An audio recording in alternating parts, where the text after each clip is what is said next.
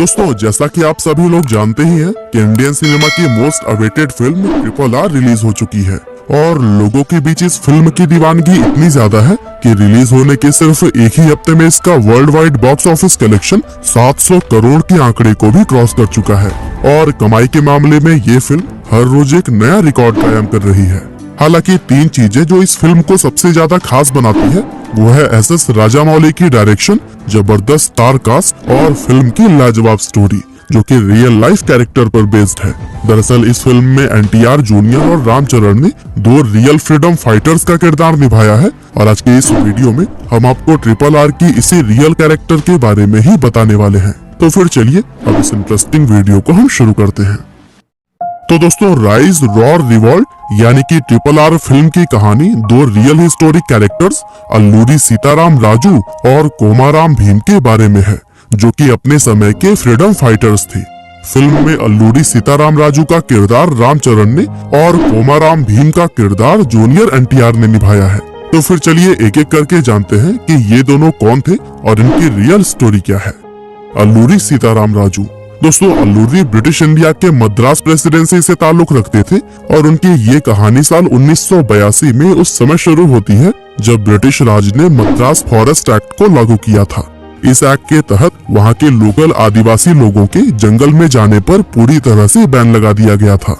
दरअसल ये आदिवासी लोग खेती करने के लिए जमीन का इंतजाम हर साल जंगल के अलग अलग हिस्सों को जलाकर किया करते थे और खेती करने के इस ट्रेडिशनल तरीके को पोडू कहा जाता था। लेकिन जब ये जंगल ब्रिटिश गवर्नमेंट के हाथों में आए तो फिर उन्होंने इसका इस्तेमाल कॉमर्शियल पर्पस के लिए करना शुरू कर दिया। अब दोस्तों, जब अंग्रेजों को लगा कि आदिवासी लोग जंगलों को जलाकर उसका नुकसान कर रहे हैं, इसीलिए उन्होंने आदिवासियों को जंगल से दूर रखने के लिए 1882 में मद्रास फॉरेस्ट एक्ट को पास करवा लिया। और दोस्तों, इसी एक्ट के पास होने के 15 साल बाद 4 जुलाई 1897 के दिन मद्रास प्रेसिडेंसी के मोगल्लू गांव में अल्लूरी सीताराम राजू का जन्म हुआ था। इनके पिता वेंकटराम राजू एक प्रोफेशनल फोटोग्राफर और मां एक हाउसवाइफ थी। अब ब्रिटिश सरकार के द्वारा पास किए गए मद्रास फॉरेस्ट एक्ट की वजह से वहां के लोकल आदिवासी लोगों में गुस्सा तो था, लेकिन उस समय उनके हालात इतने ज्यादा खराब थे कि वे चाह कर भी कुछ नहीं कर पाए। सीताराम राजू अपने माता पिता से अंग्रेजों के जुल्म की इसी कहानी को सुनते हुए ही बड़े हुए थे और इसी के चलते उनके अंदर बहुत छोटी उम्र से ही अंग्रेजों के खिलाफ लड़ने की भावना पैदा हो गई। अब सीताराम राजू की उम्र जब 25 साल हुई तो उन्होंने कुछ लोगों को अपने साथ जोड़कर ब्रिटिश राज के खिलाफ विद्रोह छेड़ दिया, जिसे कि रामपा विद्रोह नाम दिया गया था। इस लड़ाई के लिए जब उन्हें हथियारों की जरूरत पड़ती थी तो फिर वे और उनकी टीम अंग्रेजों के पुलिस स्टेशन पर छापा मारकर उनके हथियार लूट लेते थे। दरअसल वे अंग्रेजों पर हमला करके उन्हें पूर्वी घाट से खदेड़ना चाहते थे और इस लड़ाई के दौरान सीताराम राजू ने बहुत सारे बड़े बड़े पुलिस स्टेशन पर छापा मारे थे और हर बार छापा मारने के बाद से वो पुलिस स्टेशन में एक लेटर छोड़ जाते थे जिसमें कि लूटे हुए हथियारों का पूरा हिसाब किताब लिखा होता था। साथ ही उस लेटर में यह भी लिखा होता था कि अगर उन पुलिस वालों में दम है तो वे उन्हें रोक कर दिखाएं। अब ब्रिटिश पुलिस जब भी अपनी किसी टीम को उन्हें पकड़ने के लिए भेजती थी तो फिर सीताराम राजू और उनके साथी उन पुलिस वालों को मौत के घाट उतार देते। ब्रिटिश फोर्स और सीताराम राजू के बीच में यह लड़ाई करीब 2 साल तक चलती रही, लेकिन आखिरकार 7 मई 1924 के दिन चिंतपल्ली के जंगलों में एक लड़ाई के दौरान ब्रिटिश फोर्स ने सीताराम राजू को घेर लिया। ब्रिटिश सरकार उनकी मौत के जरिए क्रांतिकारियों को यह मैसेज देना चाहती थी कि उनसे टकराने का अंजाम क्या होता है। इसीलिए उन्हें गिरफ्तार करके पास के ही एक गांव में लाया गया और फिर वहां पर उन्हें एक पेड़ से बांधकर लोगों के आंखों के सामने ही गोली मार दी गई। खैर, ये तो बात हुई इस फिल्म के एक किरदार यानी कि अल्लूरी सीताराम राजू की। चलिए अब हम फिल्म के दूसरे कैरेक्टर कोमाराम भीम की कहानी को जानते हैं। तो दोस्तों, कोमाराम भीम का जन्म 22 अक्टूबर 1900 के दिन तेलंगाना के संकल्पी गांव में रहने वाले गोंड जनजाति के एक परिवार में हुआ था। उस समय ब्रिटिश शासन में इस जनजाति के लोगों की हालत बहुत ही ज्यादा खराब थी, जिसके चलते कोमाराम भीम बचपन में कोई भी शिक्षा हासिल नहीं कर पाए। उनका बचपन बड़ी ही मुसीबतों और दिक्कतों में गुजरा, जहां उन्होंने अपने लोगों को पुलिस से लेकर जमींदारों तक के अत्याचारों का शिकार बनते देखा। दरअसल उनके जनजाति के लोग जंगल में पोंडू खेती के जरिए जो भी फसल उगाते थे उसे हैदराबाद निजाम के लोग यह कहकर छीन लेते थे कि जिस जमीन पर उन्होंने यह फसल उगाई है वो तो उनकी है ही नहीं।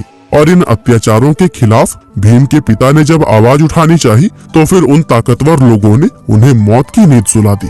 और दोस्तों कुछ ऐसे ही एक बार अक्टूबर 1920 में जब गांव के लोग अपनी फसल की कटाई कर रहे थे, तभी वहां पर निजाम के पट्टेदार सिद्दीकी साहब और पटवारी लक्ष्मण राव उन्हें रोकने के लिए पहुंच गए।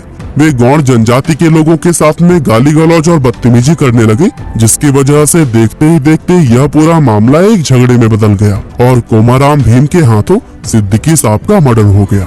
उस समय भीम को अपनी जान बचाने के लिए वहां से भागना पड़ा और फिर अगले कुछ सालों तक वह अलग अलग जगहों पर अलग अलग तरह के काम जैसे कि आसाम में चाय की खेती और प्रिंटिंग प्रेस में नौकरी करते रहे।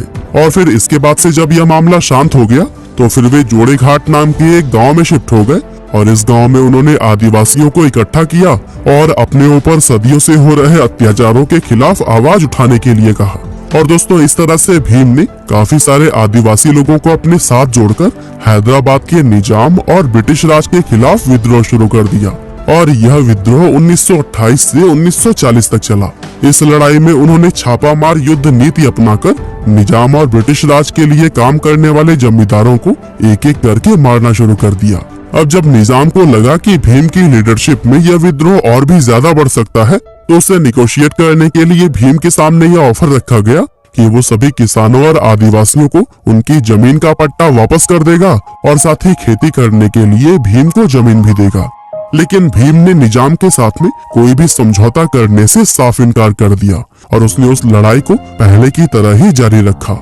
यह लड़ाई अगले 12 सालों तक इसी तरह से चलती रही और अब भीम निजाम के लिए एक बहुत बड़ा सरदर्द बन चुका था। इसीलिए निजाम ने भीम से छुटकारा पाने के लिए करीब 300 सिपाहियों को जोड़े घाट भेजकर उनकी गुरिल्ला आर्मी पर हमला करवा दिया।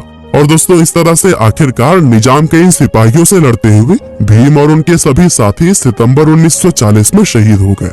तो यह थी अल्लूरी सीताराम राजू और कोमाराम भीम के फ्रीडम स्ट्रगल की रियल कहानी।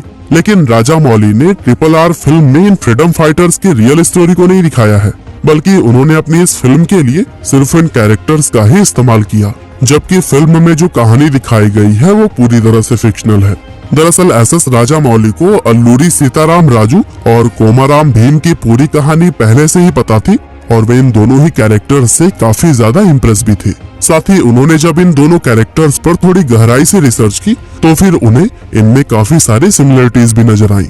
और दोस्तों अपने एक इंटरव्यू में राजा मौली ने कहा था कि सीताराम राजू और कोमाराम भीम के फ्रीडम स्ट्रगल व विद्रोह की कहानी तो सब जानते हैं, लेकिन जब वो दोनों कुछ सालों के लिए अपने घर से दूर रहे तो फिर उस दौरान उनके साथ क्या हुआ इसके बारे में कोई भी डिटेल या रिकॉर्ड्स किसी के पास नहीं है। अब ऐसे में राजा मौली के दिमाग में यह ख्याल आया कि अगर उस पीरियड में इन दोनों की मुलाकात एक दूसरे से हो जाती तो क्या होता, और बस अपनी इसी कल्पना पर ही उन्होंने यह फिल्म बना डाली। बाकी दोस्तों हमारी आज की इस वीडियो में बस इतना ही। यह वीडियो आपको कैसा